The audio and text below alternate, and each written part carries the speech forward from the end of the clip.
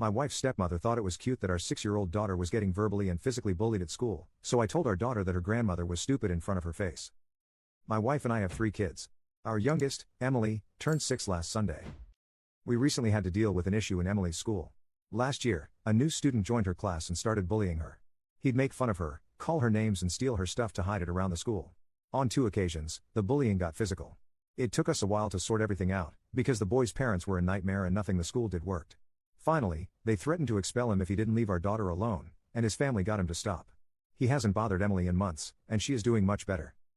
Because of how much of an ordeal this ended up being, many of our friends and family members know what happened. Most were as frustrated as we were, but my wife's stepmother Patty thought the whole thing was cute. Even after we told her everything the boy did, she still insisted he probably just liked Emily and didn't know how to show it. For whatever reason, she's fixated on this. Every time the subject comes up, Patty says she still thinks we're being dramatic and the boy deserves another chance. My father-in-law fluctuates between being angry at the school and agreeing the boy was probably harmless. They never spoke about this near the kids, and my wife and I don't give a shit what they think anyway, so we never worried much about this. We're throwing Emily a birthday party this Saturday. Because my Phil will be busy, we all had dinner together at a place Emily likes the day before her birthday. Near the end of the dinner, she started talking about her party, how excited she was and which of her friends were coming. My Phil asked Emily if the bully was invited. And before anyone replied, he obviously isn't, Patty added that it would be mean if she didn't invite him, because he liked her and would be very sad. Emily looked at me and my wife. I told her, don't worry honey, Grandpa and Patty are both very stupid. Don't listen to them. They looked shocked, but didn't try to argue.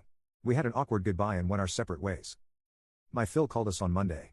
He apologized for what he and Patty said, but told us he expected me to apologize as well. He said that I crossed a line by insulting him and his wife in front of his grandchildren. My wife and I have been on the same page throughout all this.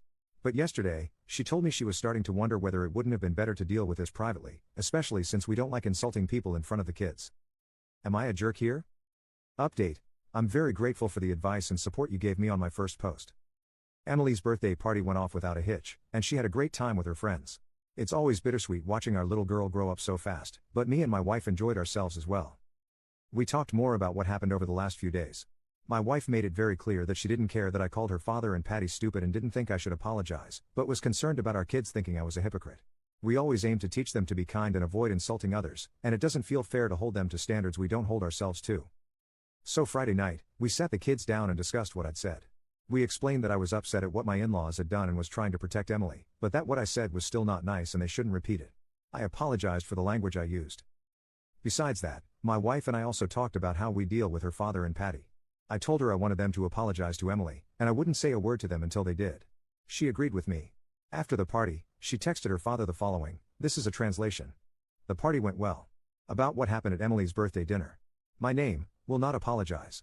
Patty has no right to tell our daughter how she should feel about the boy who made her life hell for months, and neither do you. I'll call you tomorrow and you'll apologize to your granddaughter. If your wife wants to continue being a part of the children's lives, she will too. And if she mentions that boy again, I'll have to seriously rethink the role we're letting her have here. This isn't up for discussion. She showed me the text before sending it, but I agreed with pretty much everything. They had a short fight about it, but he agreed in the end. I offered to apologize to keep the peace and my wife told me not to. Both my Phil and Patty finally apologized to Emily on Sunday. We're not confident about Patty, but my Phil seems sincere. Either way, we've decided to loosen our ties with my wife's stepmother for a while. We're still working everything out, but we'll see her less until at least my eldest son's birthday, October. I have no doubts my Phil loves my children, but he's a very strange guy.